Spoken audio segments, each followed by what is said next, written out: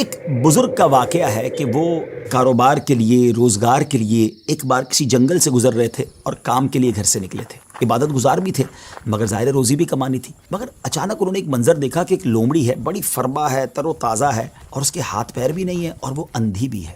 اب حیران ہو گئے کہ اس کے پاس تو نہ ہاتھ پیر ہیں، نہ آنکھیں ہیں، نہ دیکھ سکتی ہے، نہ چل پھر سکتی ہے، تو یہ کھاتی کیسے، اس کے کھانے کا انتظام کیسے ہوتا ہوگا؟ اسی شش و پنج میں تھے، آپ بیٹھ گئے۔ اچانک آپ نے دیکھا کہ زمین شک ہوئی اور دو پیالے نکلے، ایک شہد کا اور ایک دودھ کا۔ مگر آپ پھر سوچنے لگے کہ یہ پیالے تک پہنچے گی کیسے؟ اب کیا ہوا کہ تھوڑی دیر بعد انہوں نے دیکھا کہ قریب پہاڑ سے ایک سفید چہرے والے نورانی بزرگ وہ اوپر سے تشریف لائے اور اپنے ہاتھوں سے لومڑی کو یہ دونوں پیالے پلائے۔ پھر پیالے زمین کے اندر چلے گئے اور وہ بزرگ واپس جانے لگے۔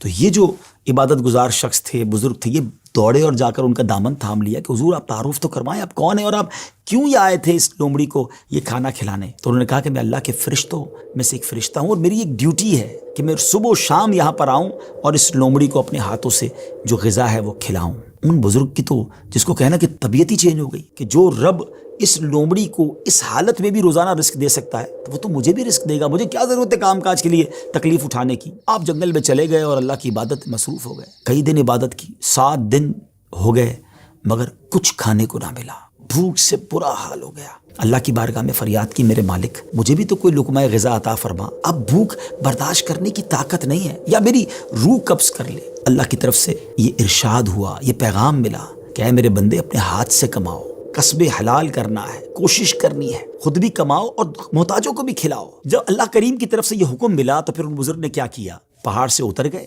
اور پھر اب طلب معاش میں اپنے کام میں لگ گئے، کمانے لگے، آدھا خود کھاتے، آدھا محتاجوں میں تقسیم کرتے۔ اس واقعے سے سیکھنے کو یہ ملا کہ یہ دنیا عالم اسباب ہے، توکل یہ نہیں ہے کہ بندہ گھر میں بیٹھ جائے کہ بس اللہ روزی دے گا۔ یقیناً رب روزی دینے والا ہے مگر اسی نے اس دنیا میں اسباب بنائے ہیں اور ہمیں اپنے ہاتھ سے کام کرنے کا بھی حکم دیا گیا ہے، تو کوشش کرنی ہے۔ ہاں، کوشش کر کے جو اسباب اختیار کیے اسی کو سب کچھ نہ سمجھیں کہ چونکہ میری دکان ہے اس لیے مجھے رزق ملتا ہے، نہیں، رزق جو ہے وہ رب عز و جل ہی عطا فرمانے والا ہے، رازق وہی ہے، بھروسہ اس پر ہو، اسباب پر نہیں۔ لیکن توکل کو اس طرح نہ سمجھے کوئی کہ جناب اب کچھ کرنے کی ضرورت نہیں ہے۔ ایک بار ایک صحابی رسول نبی پاک علیہ الصلوۃ والسلام کی بارگاہ میں آئے اور عرض کی کہ حضور میرے ساتھ